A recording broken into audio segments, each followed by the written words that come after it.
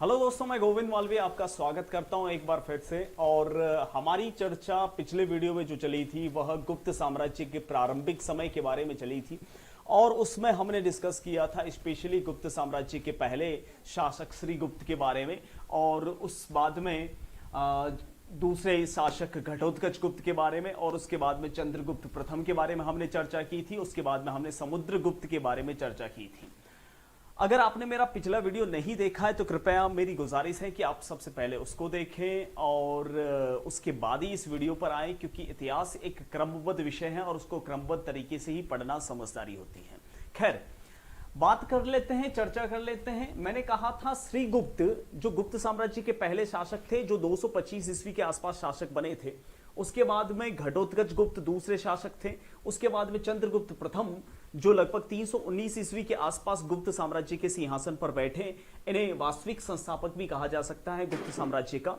उसके बाद में हमने चर्चा की थी समुद्रगुप्त के बारे में, जिनका समय मैंने बताया था आपको 350 ईस्वी से लगभग 375 ईस्वी। उस समय भारत के एक बहुत बड़े साम्राज्य का विस्तार हुआ था, और उसी विस्तार के अकॉर्डिंग उसके बाद में हमने समुद्रगुप्त के पुत्र रामगुप्त की भी थोड़ी बहुत चर्चा की थी। रामगुप्त के बारे में एक पुस्तक है जिसका नाम है देवी चंद्रगुप्तम। देवी चंद्रगुप्तम जो मैं कल संयोगवश चर्चा करना भूल गया था। विशाख दत्त उसके लेखक हैं। उस विशाख दत्त ने एक कहानी लिखी है कि रामगुप्त की पत्नी, जिनका नाम था ध्रुव देवी, जिसकी मांग शकराज ने कर ली थी, जो मैंने पिछले वीडियो में सारी कहानी बताई थी आपको। उस घटनाक्रम का वर्णन एक पुस्तक का नाम है देवी चंद्रगुप्तम, उसमें इस घटनाक्रम का वर्णन है। उसके बाद में नेक्स्ट सम्राट बन रहे हैं चंद्रगुप्त द्वितीय, जिन्हें हिंदुस्तान के इतिहास में विक्रमादित्य नाम से अधिक जाना जाता है, और उनका समय है 375 ईस्वी से 415 ईस्वी। दोस्तों, मैंने जैसा कि आपको पिछले वीडियो में जाते जाते बताया था कि हम अब वो समय पढ़ने जा रहे हैं जो हिंदुस्तान ही नहीं, मेरे ख्याल में पूरे विश्व इतिहास का स्वर्णिम काल था। यूं सीधे शब्दों में कहूं तो एक तरह से भारतीय इतिहास का राम राज्य था चंद्रगुप्त विक्रमादित्य का। जी हां, ये वही विक्रमादित्य होने चाहिए जो थोड़े विवादों से घिरे हुए हैं। थोड़ा सा इतिहासकार इन पर वो उस विक्रमादित्य का टैग नहीं लगाते, लेकिन मेरा ये मन करता है कि ये वही विक्रमादित्य हैं जो वास्तव में उज्जैनी के राजा थे, और इनका समय राम राज्य से कम नहीं था। यानी ऐसा समय जिसके बारे में आप जरूर पढ़ने के बाद में कहोगे कि काश ऐसा समय दोबारा लौट आए। 375 ईस्वी से 415 ईस्वी महाराज चंद्रगुप्त द्वितीय, जिन्हें विक्रमादित्य नाम से अधिक जाना जाता है। सबसे पहले इनकी उपाधियां देख लेते हैं। हम थोड़ा सा एग्जाम ओरिएंटेड चलेंगे ज्यादा, बाकी चीज तो चलती रहेगी। इनकी उपाधियां बहुत सारी हैं जो कोई भी आपके एग्जाम में आ सकती हैं। तो उपाधियों को पढ़ने का एक सबसे अच्छा फॉर्मूला बता देता हूं मैं आपको। देवश्री, देवराज, विक्रम, विक्रमांक,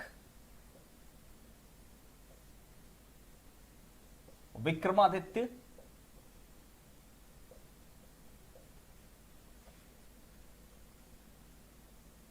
चंद्र, चंद्रांश, चंद्रगुप्त। देखिए, ये उपाधियां लगभग सिमिलर है।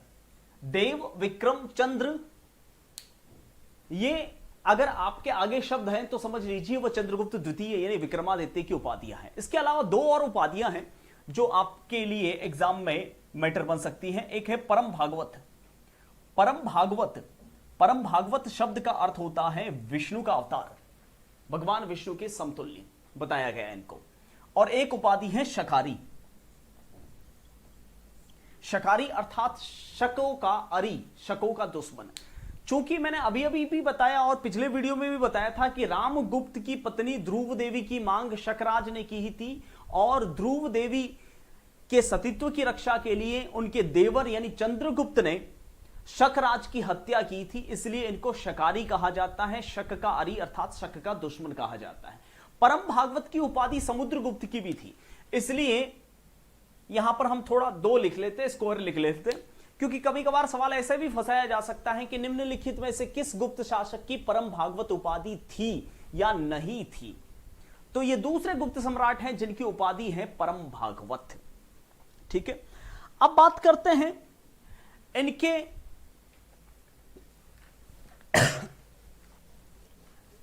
सिक्कों के बारे में। देखिए, इनके कुछ सिक्के मिले हैं, मुद्राएं मिली हैं, मुहरे चंद्रगुप्त द्वितीय के सिक्के। ये चंद्रगुप्त द्वितीय के सिक्के और समुद्रगुप्त के सिक्के हमेशा आपस में कंफ्यूजन का मैटर बनते रहते हैं। एग्जाम में हमेशा आदमी फंस जाता है, कॉम्पिटिटर फंस जाता है, वो ये सोच नहीं पाता कि कौन सा सिक्का किस सम्राट का है। इसलिए मैं दोनों को एक साथ बना लेता हूं। समुद्रगुप्त के भी हम सिक्के देख लेंगे यहां पर वापस दोबारा से, और चंद्रगुप्त द्वितीय के भी देख लेंगे, ताकि आपके दोनों सिक्के मिक्स ना हो, क्योंकि समुद्रगुप्त के और चंद्रगुप्त विक्रमादित्य के सिक्कों में ही हमेशा एग्जाम में प्रॉब्लम आती है। होता वो समुद्रगुप्त का सिक्का है और बच्चे उसके सिमिलर सिक्का चंद्रगुप्त द्वितीय का करके आ जाते हैं। इसलिए इस कंफ्यूजन से बचने के लिए मैं थोड़े से यहां पर बना लेता हूं कि कौन से समुद्रगुप्त के हैं और कौन से चंद्रगुप्त विक्रमादित्य के हैं। समुद्रगुप्त का सबसे पहला सिक्का था परशु प्रकार का, जो मैंने पिछले वाले वीडियो में बताया था। परशु प्रकार, सॉरी, सबसे पहला सिक्का था गरुड़ प्रकार का। गरुड़ प्रकार का सिक्का मैंने बताया था। इस सिक्के के आगे वाले भाग पर एक गरुड़ अपनी चोंच में नाक को दबाकर ले जाते हुए दिखाया गया है। चूंकि समुद्रगुप्त को भी परम भागवत कहा जाता है, यानी विष्णु का अवतार, तो स्वाभाविक सी बात है विष्णु का वाहन कौन सा है? गरुड़। और उन्होंने प्रथम आर्यावर्त अभियान के दौरान 3 नाग शासकों को परास्त किया था। शायद हो सकता है कि उसी के लिहाज से इन्होंने ये मुद्राएं चलाई हों। ठीक है, तो चंद्रगुप्त विक्रमादित्य ने ऐसी कोई विजय नहीं की थी जैसी समुद्रगुप्त ने की थी, यानी इस टाइप का इनका कोई सिक्का है नहीं। दूसरी मुद्रा मैंने बताई थी अश्वमेध प्रकार की, जो उन्होंने द्वितीय दक्षिणापथ अभियान के दौरान यह मुद्रा चलाई थी। यानी इससे पता चलता है कि समुद्रगुप्त ने अश्वमेध यज्ञ किया था। तो महाराज चंद्रगुप्त द्वितीय की भी 2 मुद्राएं हैं अश्वमेध प्रकार की। इनकी 2 मुद्राएं हैं अलग अलग टाइप की, और दोनों अश्वमेध प्रकार की मुद्रा कहलाती हैं। यानी इससे यह साबित होता है कि महाराज चंद्रगुप्त विक्रमादित्य ने 2 अश्वमेध यज्ञ किए थे और समुद्रगुप्त ने 1 अश्वमेध यज्ञ किया था, क्योंकि उनकी 1 मुद्रा है। ठीक है, इस अश्वमेध यज्ञ के आगे वाले भाग पर एक बोना आदमी छतरी लिए खड़ा है और महाराजा जो है वह अश्व पर बैठे हुए, और एक में यूप यानी हवन कुंड में अश्वमेध यज्ञ का जो घोड़ा है वह बंधा हुआ है। इससे पता चलता है कि ये 2 प्रकार की अश्वमेध प्रकार की मुद्राएं हैं जो महाराज विक्रमादित्य ने चलवाई थी। तीसरी मुद्रा मैंने समुद्रगुप्त की बताई थी, वह थी परशु प्रकार की। आपको पता होगा द्वितीय आर्यावर्त अभियान में, जैसा कि मैंने पिछले वीडियो में भी बताया था, द्वितीय आर्यावर्त अभियान के दौरान महाराज समुद्रगुप्त ने पूरे आर्यावर्त को नागविहीन किया था, जिसमें भगवान परशुराम की तरह इनको भी परसा लिए हुए दिखाया गया है। तो ऐसी विजय महाराज विक्रमादित्य ने कोई की नहीं थी, इसलिए इन प्रकार की मुद्रा है नहीं। ठीक है, थोड़ा सा कंफ्यूजन रहता है इन दोनों शासकों की मुद्रा का, तो थोड़ा सा देखना कि कौन सी मुद्रा किसकी है और किसकी नहीं है। एक मुद्रा मैंने आपको बताई थी महाराज समुद्रगुप्त की, और वो थी धनुर्धारी प्रकार की मुद्रा। जंगल में घूमते हुए धनुष बाण लेते हुए इनको दिखाया गया है। तो इनकी एक मुद्रा है छत्रधारी प्रकार की मुद्रा। देखिए थोड़ा सा फर्क है, इनकी है धनुर्धारी प्रकार की और इनकी है छत्रधारी प्रकार की। महाराज विक्रमादित्य एक सिंहासन पर बैठे हुए और पीछे बोना आदमी छतरी लिए हुए खड़ा है। ठीक है, तो ये थोड़ा सा मुद्रा का यहां कंफ्यूजन आपका हो सकता है, ऊपर मेरे ख्याल में कंफ्यूजन नहीं होगा। ठीक है, एक मुद्रा मैंने इनकी बताई थी, वह थी सिंह हनन प्रकार की मुद्रा। सिंह हनन, जिसे व्याघ्र हनन भी कह सकते हैं। इनको शेर से लड़ते हुए दिखाया गया है इस मुद्रा में।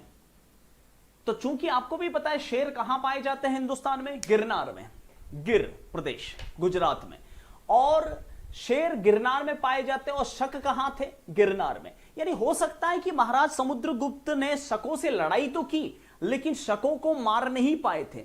इसलिए तो आपको पता होगा कि समुद्रगुप्त का जो पहला वाला बेटा है रामगुप्त, उसकी पत्नी ध्रुव देवी की मांग शकराज ने की थी, और उस शकराज की हत्या किसने की, चंद्रगुप्त विक्रमादित्य ने। तो इनकी भी एक ऐसी मुद्रा है, उस मुद्रा का नाम है सिंह हंता प्रकार की मुद्रा। इनको शेर को मारते हुए दिखाया गया है, व्याघ्रहंता या सिंहहंता प्रकार की। देखिए नाम काफी सिमिलर है और इंसान यहां पर कॉम्पिटिटर निश्चित तौर पर कंफ्यूज होता है एग्जाम में जब भी आती है। इस शासक की होती है और उस शासक में वो टिका के आ जाता है। इनको शेर से उलझते हुए दिखाया गया है समुद्रगुप्त को, और इनको शेर को मारते हुए दिखाया गया है। ठीक है, एक और मुद्रा मैंने चर्चा की थी और वो थी वीणा प्रकार की मुद्रा। इससे पता चलता है महाराज समुद्रगुप्त एक अच्छे वीणा वादक थे। इस मुद्रा के आगे वाले भाग पर महाराज पलंग पर लेटे हुए वीणा बजाते हुए दिखाया गया है। और इनकी भी एक ऐसी मुद्रा है जो पर्यंक प्रकार की मुद्रा कहलाती है। पर्यंक प्रकार में मतलब महाराज चंद्रगुप्त विक्रमादित्य सीधे लेटे हुए हैं और एक रानी उनके पैर दबा रही है। आपने ऐसा सीन देखा होगा कि क्षीर सागर के अंदर भगवान विष्णु जो शेषनाग के फन के नीचे लेटे हुए हैं और पद्मासना लक्ष्मी उनके पैर दबा रही है। और वैसे भी महाराज चंद्रगुप्त विक्रमादित्य की उपाधि क्या है, परम भागवत, विष्णु का अवतार। यानी कहीं ना कहीं इनको विष्णु से कनेक्ट करने की कोशिश यहां पर हुई है। तो इन मुद्राओं को थोड़ा सा ध्यान से इत्मीनान के साथ में देखिएगा ताकि आपको कोई कंफ्यूजन क्रिएट ना हो। और क्योंकि ये कंफ्यूजन हमेशा एग्जाम में होता रहता है इसलिए ध्यान से देखिएगा इसको। अब बात करते हैं चंद्रगुप्त विक्रमादित्य के कुछ दरबारी नवरत्नों के बारे में। देखिए आपने अकबर के नवरत्न बहुत सुने होंगे लेकिन आपको यह नहीं पता कि महाराज चंद्रगुप्त विक्रमादित्य के दरबार में भी नवरत्न बैठते थे। और नवरत्नों के नाम सुन लीजिए। सबसे पहले नवरत्न है महाराज विक्रमादित्य के, वो है अमर सिंह। अमर सिंह जिनकी एक पुस्तक है अमरसार।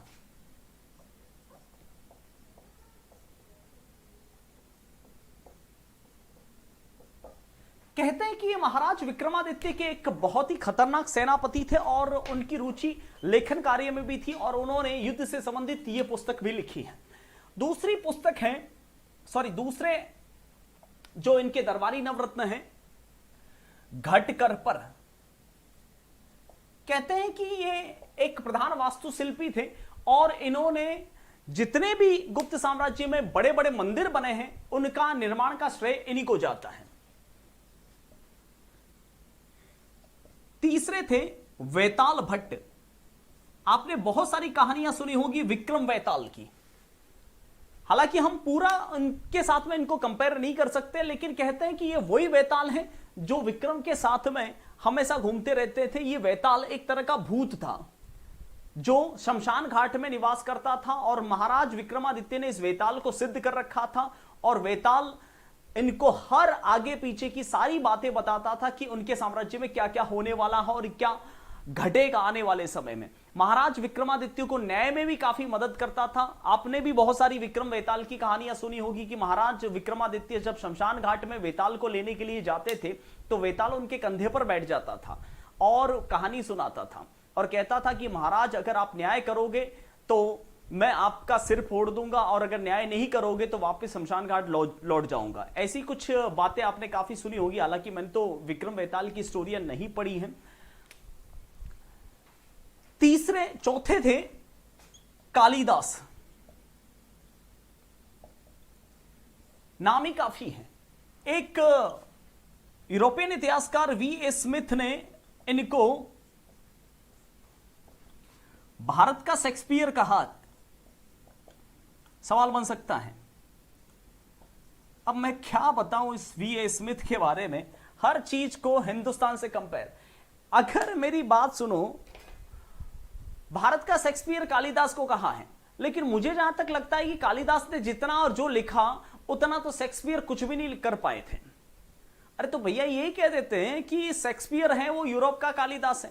कहीं ना कहीं अपने साहित्य को देखिए, मैंने काफी समय से आपको हर वीडियो में मैं बता रहा हूं कि ब्रिटिश सरकार की यही नीति थी कि भारतीय इतिहास, भारतीय कला, भारतीय संस्कृति को दबा के रखा जाए, ठीक है, और उसका यूरोपीय इतिहास, कला, संस्कृति के साथ में कंपेयर किया जाए, ताकि हम यूरोपीय इतिहास को ऊपर रखें और भारतीय इतिहास को दबा दें। कालिदास के सामने मेरा यह मत है कि शेक्सपियर कुछ भी नहीं है, फिर भी भारत का शेक्सपियर। तो पागल आदमी ये कह देता कि शेक्सपियर है वो यूरोप का कालिदास है, बात तो वही रह जाती।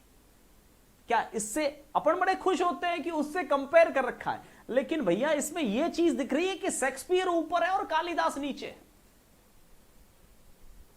खैर, अपन को इन सारे मामलों में नहीं पढ़ना, अपन का काम है सिर्फ गोला राइट करना। कालिदास की कुछ पुस्तकें आपको एग्जाम में पूछ सकते हैं। कालिदास की कुछ पुस्तकें मैं बता देता हूं आपको। आपने नाम सुना होगा मालविका अग्निमित्रम,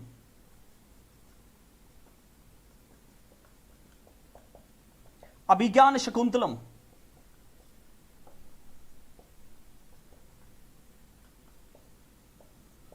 विक्रमोर्वशीयम,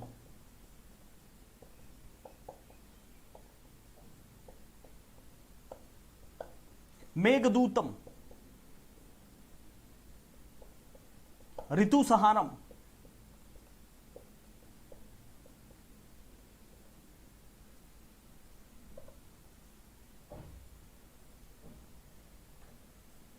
रघुवंशम। ये कालिदास की कुछ रचनाएं हैं जो अक्सर एग्जाम में पूछी जाती हैं और कई बार पूछी गई हैं।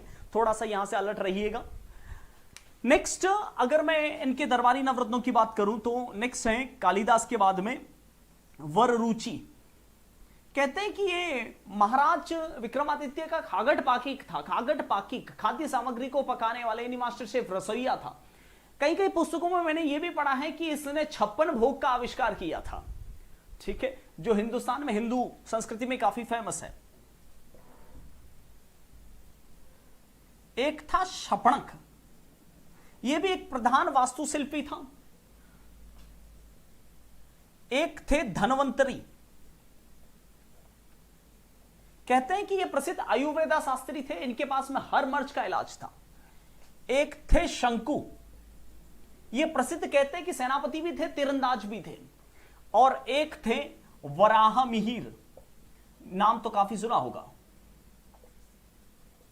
वराह मिहिर की कुछ पुस्तकें जैसे पंच सिद्धांतिका,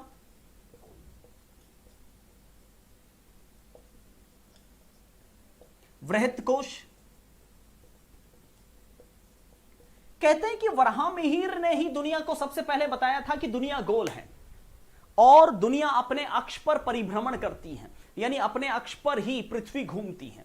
उस जमाने में 375 से 415 ईस्वी में दुनिया को सबसे पहले बताया था वराहमिहिर ने कि दुनिया गोल है। ये प्रसिद्ध खगोल शास्त्री थे। कहते हैं कि भारत के 5 अलग अलग शहरों में इन्होंने वेधशालाएं यानी लेबोरेटरीज स्थापित की थी जो खगोल शास्त्र से संबंधित थे, और ये एक ज्योतिषी भी थे। इसके अलावा महाराज विक्रमादित्य के दरबार में आर्यभट्ट भी रहते थे। आपने नाम काफी सुना होगा, आर्यभट्ट। आर्यभट्ट की पुस्तक थी ब्रह्मसूत्र, एक पुस्तक थी आर्यभट्टीय। आर्यभट्ट ने ही सबसे पहले दुनिया को शून्य दिया था, शून्य का आविष्कार सुना होगा आपने। आप सोचो कि अगर दुनिया में जीरो ना होता, मैथमेटिक्स में जीरो ना होता तो सब कुछ जीरो होता। सबसे पहले दशमलव दिया था। कहते हैं कि त्रिज्या का मान पाई आर स्क्वायर जो आप बताते हो या 22/7 जो बताते हो, मुझे तो मैथ्स का इतना नॉलेज नहीं है। कहते हैं कि वो भी आर्यभट्ट ने ही दिया था, लेकिन उसको पाइथागोरस ने चोरी कर लिया। पाइथागोरस काय का चोरी करेंगे? 190 साल तक ब्रिटिश सरकार का काम क्या रहा? भारत का धन ही नहीं लूटना, भारत का ज्ञान लूटना भी उनका काम था। तो ये सारी चीजें लूट ली और चिपका दिया पाइथागोरस के साथ में। हम हिंदुस्तानी हैं, कॉपीराइट करवाना जानते नहीं थे और उन्होंने कॉपीराइट करवा के इसे अपना बना दिया। तो ये चीजें तो देखो दोस्तों चलती रहेगी, और इसमें बहुत कुछ हमारे हिंदुस्तान के साथ में बहुत कुछ गंदी हरकतें 190 साल तक इस ब्रिटिश सरकार ने, इन अंग्रेजी सरकार ने कर रखी हैं, और हमें सिर्फ धन रूप से ही नहीं लूटा, बहुत कुछ रूप से लूटा है। एक और महाराजा विक्रमादित्य के दरबारी थे जिनका नाम था आचार्य कपिल, जिसका नाम आपने सुना होगा कि वो सांख्य दर्शन के प्रणेता थे। बहुत सारी बातें यहां करने लायक हैं। चलिए अब कुछ और बातें महाराज विक्रमादित्य की कर लेते हैं।